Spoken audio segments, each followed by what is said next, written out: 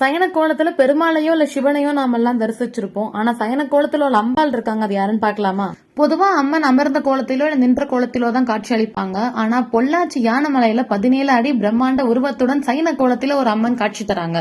அது யாருன்னு பாத்தீங்கன்னா மாசாணி அம்மன். அந்த அம்மனுடைய சிலையை தான் நாம பியூர் ஐம்பொன்ல பண்ணிருக்கோம். இது நீங்க வீட்டுல வாங்கி வச்சு வழிபட்டு வந்தீங்கன்னா கண்டிப்பா உங்களுக்கு நல்லது மட்டும்தான் நடக்கும். கொங்கு நாட்டு மக்களோட நீதி தெய்வதையாவே இந்த மாசாணி அம்மன் தான் இருக்காங்க. தனக்கு ஏதாவது ஒரு நீதி கிடைக்கலன்னு சொல்லி நீங்க மனமுருகி இந்த ஒரு அம்பாள் கிட்ட நீங்க வேண்டிட்டு வந்தீங்கன்னா மறுக்கப்பட்ட எந்த ஒரு நீதியா இருந்தாலும் அதை மாசாணி அம்மன் பெற்றுக் கொடுப்பார். மாசாணி அம்மன் கோவில்ல இப்ப நீங்க பாத்துட்டு இருக்க இந்த ஒரு நீதி கல் இருக்கு. உங்களை யாராவது நம்ப வச்சு ஏமாத்தி இருந்தாலோ இல்லன்னா உங்க கிட்ட இருக்கக்கூடிய பொருள் ஏதாவது திருடி இருந்தாலோ அந்த ஒரு கல்லுல நீங்க மிளகாயை அரைச்சு பூசி மனசார வேண்டிட்டீங்கன்னா தப்பு செய்தவர்களை மாசாணி அம்மன் தண்டிக்காமல் விடவே மாட்டார். நீதி தேவதையா இருக்க மாசாணி அம்மனை உங்களுடைய வீட்டுல நீங்க வாங்கி வச்சு பூஜித்து வழிபட்டு வந்தீங்கன்னா கண்டிப்பா உங்களுக்கு கெடுதல் நடக்கவே நடக்காது. நீங்க மனசார வேண்டிட்டீங்கன்னா நல்லது மட்டும்தான் நடக்கும்.